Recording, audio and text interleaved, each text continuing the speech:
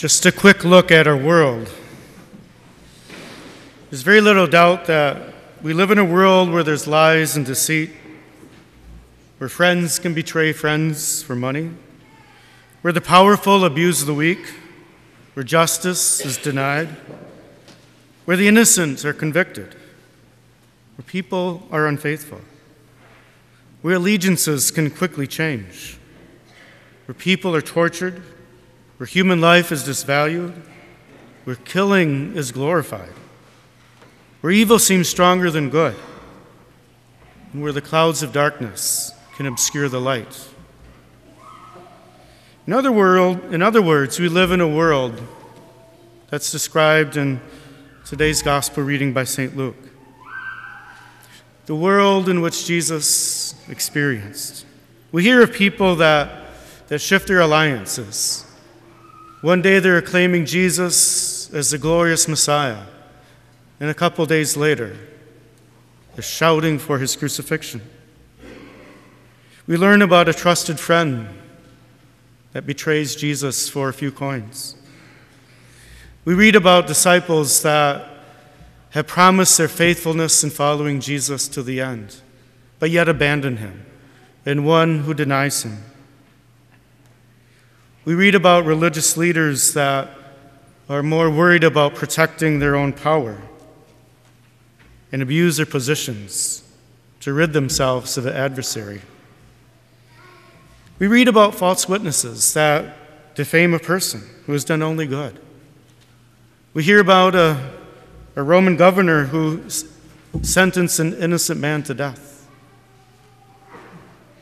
We're told, finally, how Jesus in his agony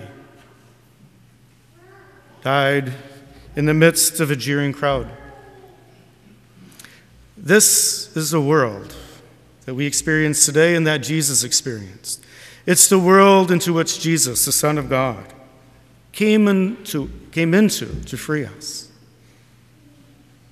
We need to be reminded of that beautiful hymn that the early Christians sang about and prayed together, that St. Paul gives to us, where Jesus Christ did not regard equality with God something to be grasped, but rather, he emptied himself, taking the form of a slave. He humbled himself, becoming obedient to the point of death on the cross. That's the response of our God to all the evil in the world and to the evil that resides in my heart and yours. That evil and sin that Jesus, by his suffering and death and resurrection, has freed us from, has forgiven us from. So the Son of God, who once stepped into this messy, sinful world of ours to free us, does so and enters into our world again in so many ways.